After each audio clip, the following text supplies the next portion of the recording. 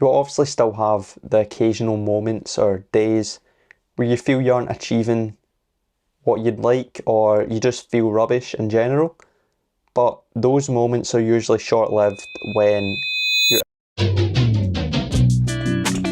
So, you could feel behind in life for a lot of reasons.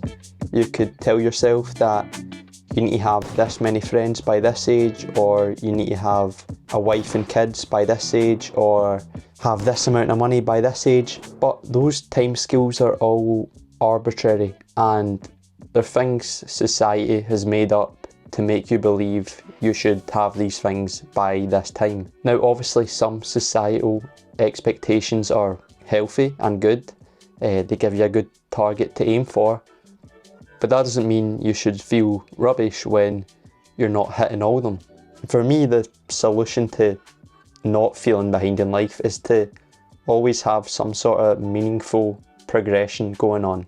I think that most people know that when you eventually achieve the things you want, like a successful business, you reach those things and you want more. And what does this mean? This means you should aim to always be in the process of improving, because being in the process of improving yourself physically, mentally, financially, socially, that is the goal.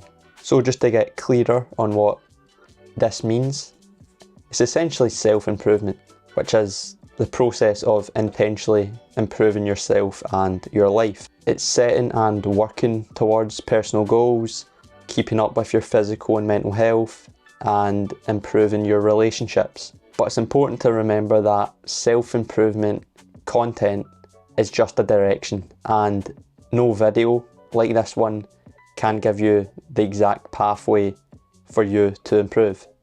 You can't be taught the exact path you should take, because everyone's path to growing as a person is naturally going to be different. So when you're looking for some direction in life through self-improvement, it's important to remember that all the content you consume around it is just a rough direction. So what areas of your life should you be working on? A fulfilling life can't be simplified into a simple equation, but if it could, I think it would roughly look like this. Now that doesn't mean you need to be a master at each one of these. You just need to be in the process of getting better at each of them, because really that's the ideal stage that you want to be at, improving. Will Smith said this in his book, "Becoming famous is amazing, being famous is a mixed bag, and losing any amount of that fame is miserable."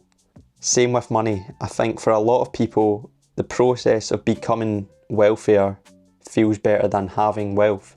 And if that's true, which I think it is, looking back on my current stage with this YouTube channel sitting at 3 subscribers, I'll probably realise that I was happier at this stage compared to 4 years down the line when I might have 120 subscribers or some crazy number like that.